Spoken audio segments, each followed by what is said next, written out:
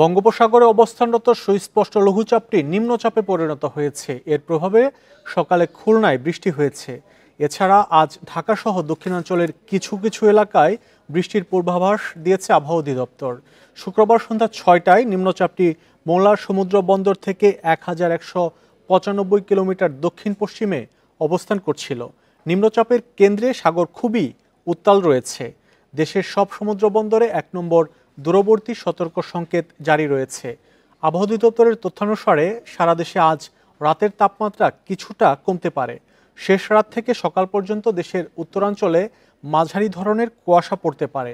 ভোর ৬টা পর্যন্ত গত ২৪ ঘন্টায় দেশের সর্বনিম্ন তাপমাত্রা রেকর্ড করা হয় তেঁতুলিয়ায় ১০.৪ ডিগ্রি সেলসিয়াস।